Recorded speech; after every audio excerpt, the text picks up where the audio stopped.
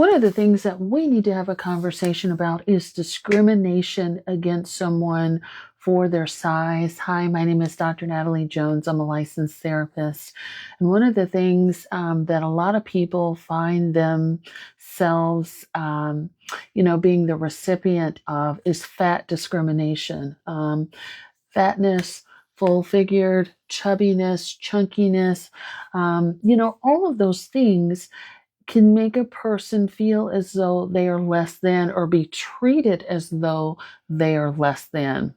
And there's a lot of people who have bias against people who are fuller figured, medical doctors or medical treatment teams, the average person, and I've done videos where a person, I did a video maybe 3 or 4 weeks ago where a man talked about, hey, I'm always going to be taken care of by a fat woman, right?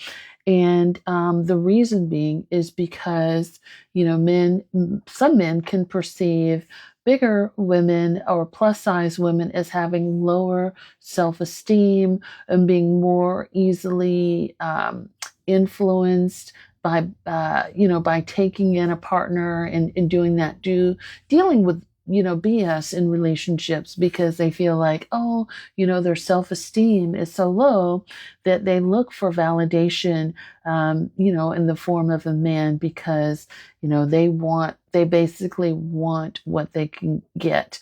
And so the idea is you should be grateful because you're fuller size and no one should want you. And just as an FYI, that can go both ways. So not just women, but men also, women may feel biased towards men who are fuller figure, as well as men can be, a little bit shy or very reserved when it comes to their figure as well. And I've talked a lot about this, previously. I did a post on, men with eating disorders, men who have self-esteem issues around their size, and also self-esteem issues on how their size may affect their penis size. So they have, penis self-esteem issues as it relates to their size as well. Body dysmorphia can certainly run rampant in people, even if they're fuller size, so much so that when a person loses a considerable amount of weight and they're no longer considered to be overweight or full figured, they still have that mentality or that self-esteem issue that they had when they were fuller figured. And so you can oftentimes hear people say, I still feel like a fat boy, a fat girl, a fat kid inside, even though I'm not. And so they still carry around those issues related to self-worth. And even still, many people continue to feel hurt, even if they were to lose the weight, because they see such a drastic change in how they're treated and what people say and how people now align them with beauty standards because they've lost the weight. It can almost feel like a betrayal, if you will. I've also did posts on how, overweight, challenges with weight, can also be related or direct correlation to sexual abuse. Again, that's not everybody, so don't everybody freak out on Dr. Jones.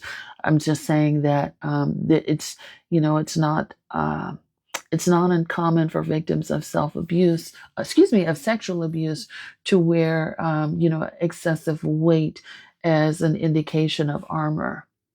A self-protective measure, if you will, a deterrent, so they can never be hurt again, is how they look at it in a lot of cases. Now, when I was in grad school, I took a fat studies course, and, it was really good literature that I had to read and review for that course that talked about bias against size and all of that. And also in becoming a HAES doctor, so HAES, for those of you who don't know, and I believe if my memory serves me well, there's also a website for HAES, which stands for Health at Every Size. And there's a great book. It was written by Marilyn Wann, who I actually got to meet, a very lovely woman who talked extensively about health at every size, body positivity, and also why she doesn't engage with people who say that they are looking to lose weight. She got on me about that. And I get it. That's her boundary. That's her thing. But lovely individual. So if you ever get a chance to pick up her book, I definitely encourage people to look it up if you're looking to, you know, especially if you're a provider, of any kind, mental health provider and things like that, and you're looking to support people who may have challenges with going to see the doctor or going to see a mental health professional, and you want to embrace body positivity and inclusivity, I definitely check out Health at Every Size. And check out Marilyn Wann's book. It's called Fat So, Fat, F-A-T, and then exclamation point, and then so. And then she also has a website and everything like that you can certainly check out.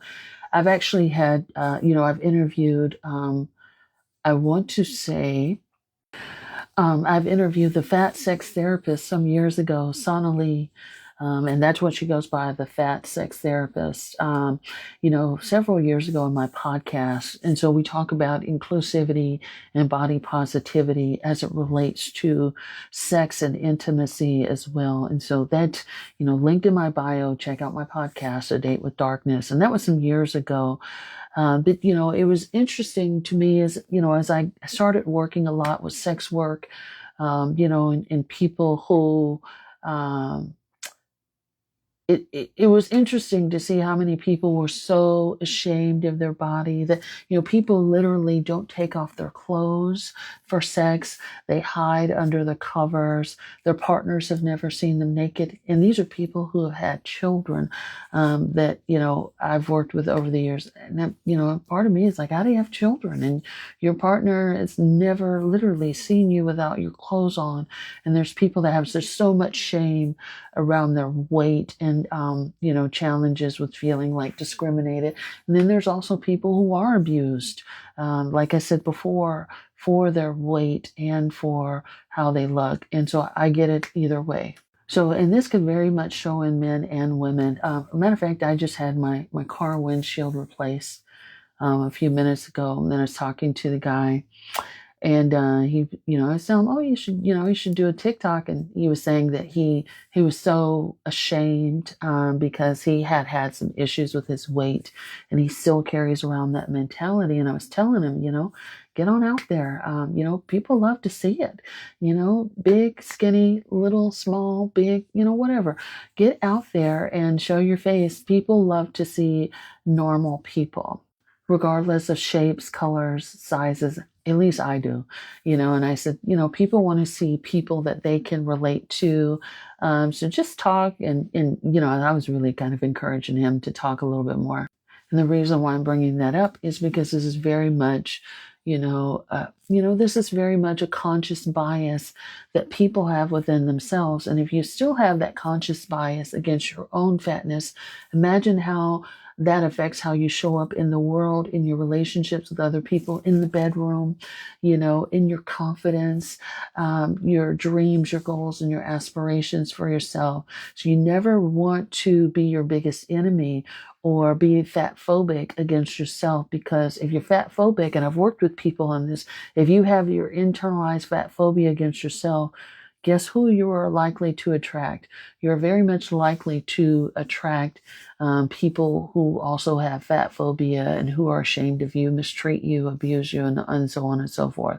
So just a little bit of my thoughts for today. I hope all of this makes sense. There's so much to talk about as it relates to, fat discrimination, health at every size, body positivity, and so on and so forth. It's really something I could talk about for days on end. And I hope all of you are doing well. Definitely check out my podcast and sign up for my newsletter, linked in my bio, if you felt like this was helpful. Can't wait to hear what you guys think.